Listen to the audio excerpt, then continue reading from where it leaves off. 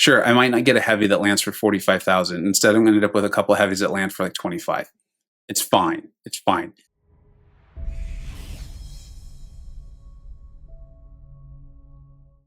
Hey, welcome back to the channel. All right, it is time for the next R3 worthy, and keep in mind, this is for, your account. I'm going to give 3 different types of accounts here. I've slapped on a 30% boost onto this champion so we can approximate as close as possible to an R3, and then we're going to examine it for someone who is looking for their first champion for Thronebreaker, for a more advanced account, maybe having quite a few or a handful of rank 3s, and then kind of like a top shelf account, because I actually think often the answer is different, or at least there's different things to consider. HulkBuster is a very good champion. I put the poll out recently on who the next one should be, and I even wondered if I should include him. He won though, which lets me know that there's a lot of you who are really thinking about it. He's in your mind. And then of course, we're gonna look at a lot of fights. So we're gonna see just kind of a little bit of how to play and some awesome things that this guy can do. I'll tell you right now, he is awesome. He's incredible. And I think he might be my most fun tech champion out there. I'm looking at the huge damage he is doing that he can put out, and then just pinning the opponent into the wall. But we're going to look at it in total. It's going to be 7 fights if you include this one, showing a lot of the utility that he does have. And then of course, we'll talk a little bit about something that I just can't get over, and I think it's something to be considered. And then we'll analyze it for each of those accounts. Thank you so much for watching. Let's jump into it. All right, we're gonna take a look at this first fight. It's Act 7.1 against Mysterio. There's this chitinous thorns, meaning if he has an armor up buff, we're going to be getting a bleed on us. And then there's the comic fracture, so cosmics obviously would work well, but HulkBuster is not a cosmic, so he's not gonna be benefiting from that. There's a couple of things that I wanted to show. I wanted to show the armor break that is coming off of him throwing his specials. It's a 100% chance to happen. And then also, HulkBuster has some really nice power control. We're used to seeing that off the SP2. There's a good reason for it, and you'll see that in this fight. And then lastly, he being HulkBuster, gets a very nice poison and bleed resistance buildup from the amount of armor ups he has on himself. It comes in handy quite well. In fact, you can see we're healing right now from the poison on us, and that's even concluding that this is really a rank 2 that has been boosted with 30% champion boost. So he's very, very suicide friendly. The only negative really comes from throwing the specials. Anyways, we're going to see this here. I'm going to be throwing my special 2 that's applying the really nice armor break, the power burn, and then the power lock. And we're going to go into what you've seen before. And look at this damage that's being applied. Remember, he's getting that huge attack boost from all of the shocks that are on the opponent, which is why that is so effective too, because you're able to land so many heavy attacks, and the attack is just ramping up and up. Okay, the next fight we want to take a look at is because I know it's like the hot button issue with HulkBuster is his heavy. And yes, let's be really, really honest with ourselves here. There is the chance to whiff. It happened to me quite a few times in doing this testing. I did get better at recognizing when I needed to hold the heavy a little bit. And I've gotten a lot of tips from 3 players, Kai's, from Monkey, and of course from the Contest Eclipse. So all big fans of HulkBuster, all giving me a lot of tips on getting better with him. And I do think with continued play, I think they're correct. You can truly minimize the amount of whiffs that you'll get on the heavy. It needs to be mentioned, and I think it's really important that you're aware of it. You're going to hear me mention it more than once because I want to make sure that you take it into account when you're thinking about ranking him up. Okay, that all being said, he does receive a huge benefit from that heavy, and we're seeing nodes, there's quite a few of them like this Do Not Go Gentle, where you're resetting with the heavy, you're getting some sort of charge, you're getting a fury or something like that, and then you need to reset it from the heavy. Now, obviously any champion can do that. However, it's really cool that when you're going to lose those furies or what have you, that you're actually getting a benefit too. Again, we've just talked about how landing these heavies applies the shock, and then that's increasing HulkBuster's attack value significantly. I mean, you see the damage that we're doing here. And then of course, applying the debuffs is a good thing. That is something that he does, and can be a real advantage to you. We're gonna go in for the special 2 here, and this is what I'm talking about. See, if you saw, I did do a little bit of a pause there, and that's the kind of tactics you can start to weave in to help make sure the SP2 does land. I found myself improving with it as I did this testing. Let's put it that way.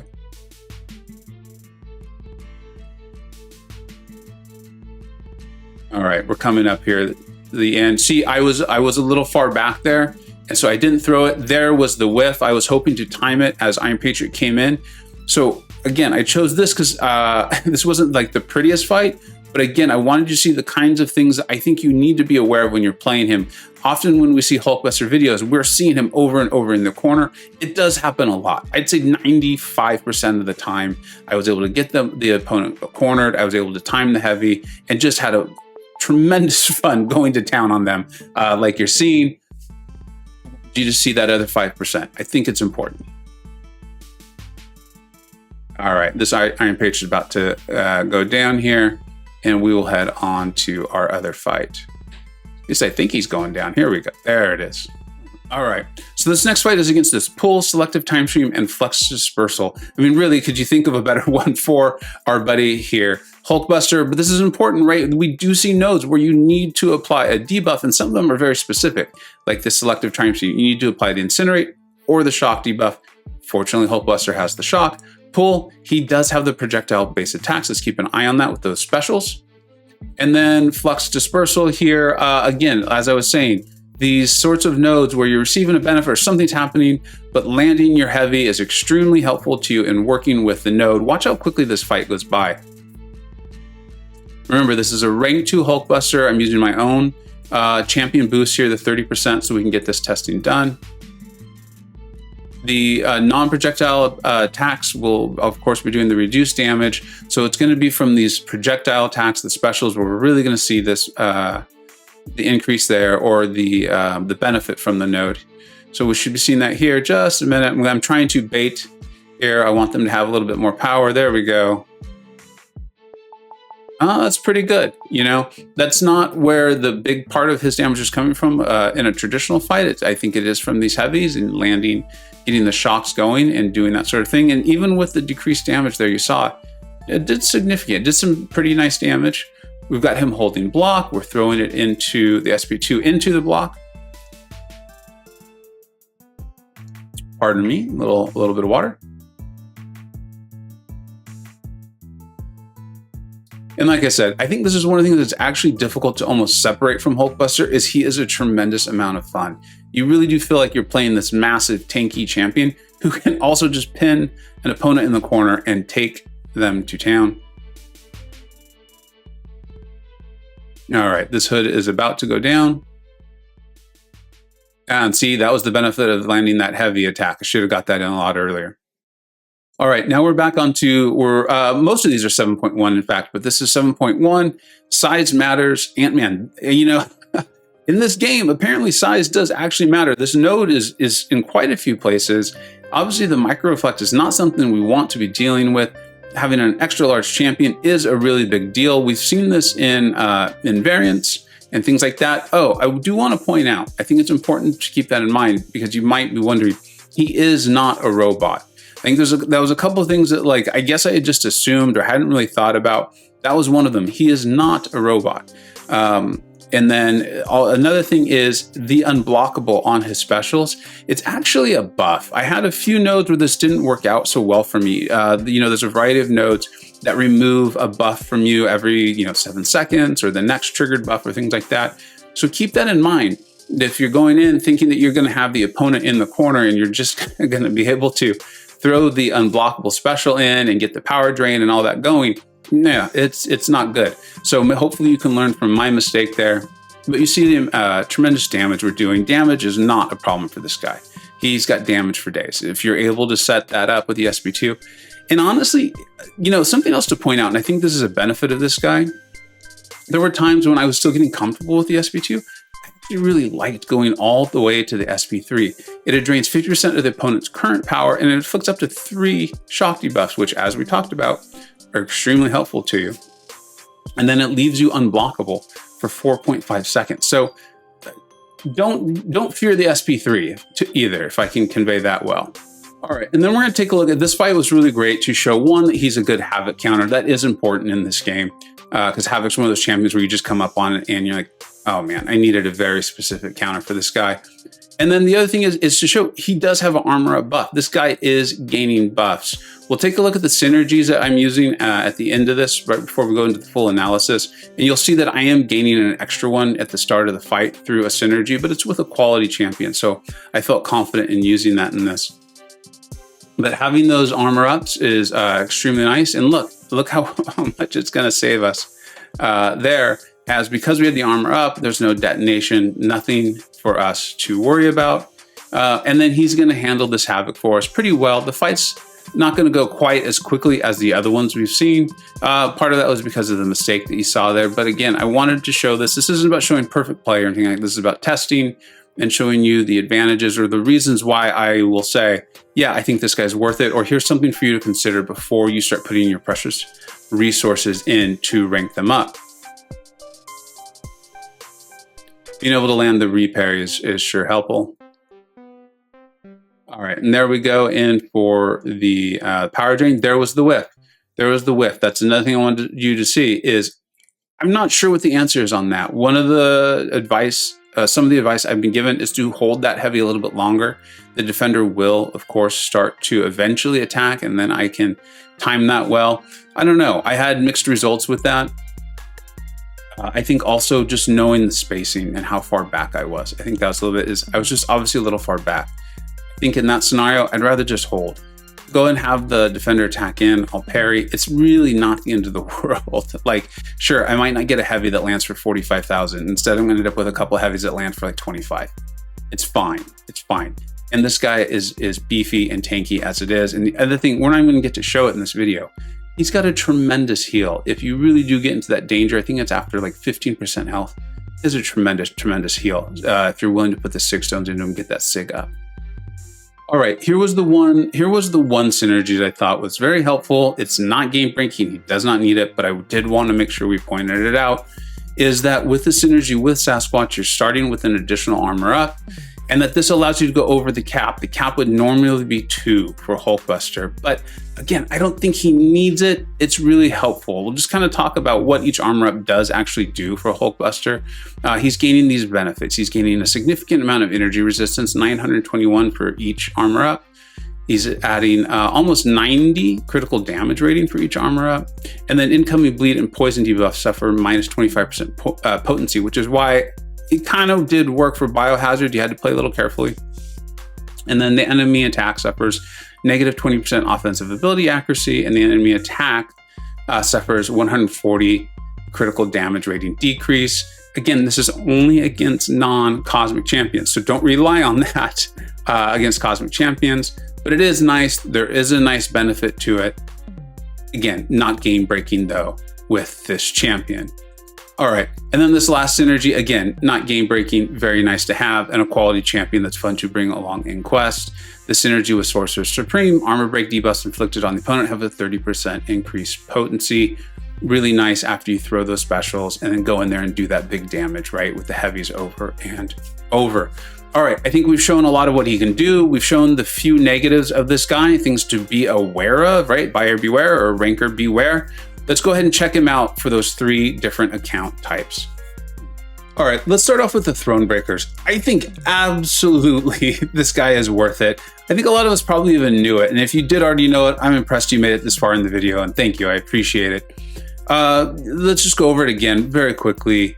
Fantastic, fantastic damage, right? As long as you can place that shock, you're gonna be able to amp up your attack value and you're gonna do fantastic damage. 2, there is some power control. In fact, it's pretty good. There rarely is this thing where you can just lock down a champion. So this isn't like magic level, but there's a reason why it's called magic level. It's because no one else can do it. So it is there. It is not just for that SP2 in the corner tactic. Again, we talked about that SP3 as well. So that's there and that's important. 3 is the armor up, which is important for getting a buff. We showed up why armor up specifically is important. And then I wrote shock, but it's really just the ability to apply debuffs, even for something where these lanes or nodes require you to land a debuff or apply a debuff in order to gain power. That's important, and he has that. So, and he can stack them up. I don't know if I'd necessarily want to take him for diss track, but you get the point. And then 4, these are important in the game. These are important in the game, and if you're just getting Thronebreaker, there's a good chance that these designations or hashtags will be really important to you because maybe you haven't finished off that content. But he's size extra large, which is important for nodes already anyway. He's a hero, and he's tech. He's also metal, so if you have white Magneto, they pair extremely, extremely well. If you've got him and you're thinking about Thronebreaker, congratulations. Okay, let's go ahead and look at this from the advanced account standpoint. I was surprised. This, I would have thought for sure 100% yes on all of these. But then as I really started to evaluate it from the standpoint of someone who has maybe like 3 to let's say 6 or 7 or 8 rank 3 champions, I thought, is the HulkBuster really going to benefit? Is there something extremely unique that he does that's going to benefit your account? And I kind of kept coming up with, it's really going to depend on your account, and it's really going to depend on what you need. And I would advise, look at that strongly. Rank 3s are a big deal. There's a lot of resource in this game. And unless you really need someone that does what he does, I don't know if he's worthy technically, yes. I don't know if he's a smart rank up. Let's put it that way. He's a tremendous amount of fun. And I'm one of the first people to say, this is a game, have fun. It's a fun game with fun champions. Have fun. But if you're looking at this video, there's a good chance you're trying to make a decision on this, or you're just curious in case you get him. I would really take into account, is he really going to truly help my account? Is he going to round it out? He's not a robot. He's not a robot. Keep that in mind. He's not actually dual immune. Yeah, he's suicide friendly and those resistances build up. There's no heal block right there. Just keep those things in mind. He does do awesome things. I think he's great. I think the R2 does a lot of really awesome things too, especially if you have those variants to work through. I think you're probably gonna get by just fine with the rank 2. So keep that stuff in mind. It's not that he's not worthy. I think he is, but you're using very valuable resources on this, okay? And then 2 is, will you actually learn the heavy? I got better at it, but you still saw how often I whiffed, and there was a lot of fights. I don't include every single fight I do or all the takes or things like that for a video like this. There was ones where I whiffed and got punished quite badly. I talked to those 3 players. I've mentioned them before, Monkey, Kai's, Contest Eclipso. They have videos on them. You can check those out too. They've improved and they've gotten a lot better at it. But the whiff can still happen, and that's a real problem. You know, you're going in and you're looking to be saving resources, especially from your rank 3 champions, and you whiff and you're going to take these hits. If you've got him in a nice sig, he's healing it back up, so he mitigates it. I don't think it's like, it doesn't kill the deal, let's put it that way, but I think it's something for you to definitely be aware of. If I'm making a video and this is the way we're framing the questions, I've got to put that in there. All right, and then let's talk about this for the top shelfers.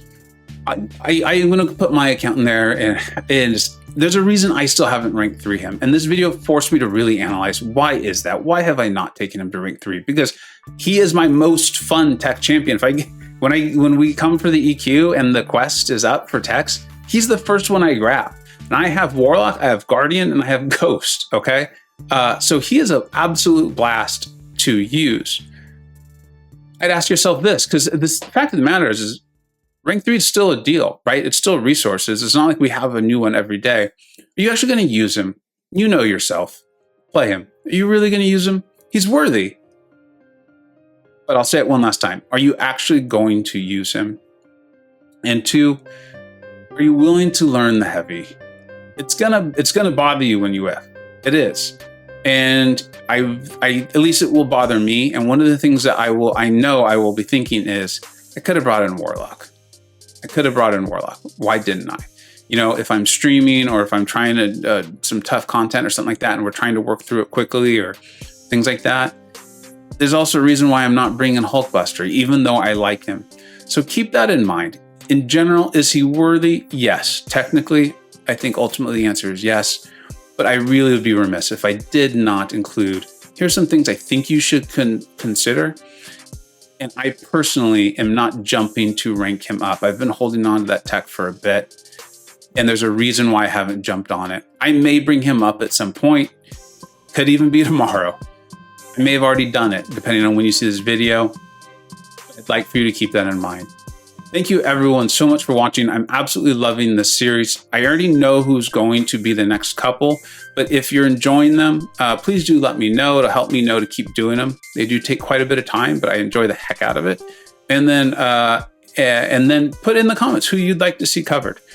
I'm happy to do champions like this that I consider to be super premium because we're still considering it. Rank 3 is a big deal. There's a lot of resources that we've worked really hard, put in a lot of time to get to. So I'm happy to cover champions like this and especially evaluate it from these 3 different standpoints, because I'm even surprising myself and realizing the answer is different. The answer is really different depending on where you're coming from.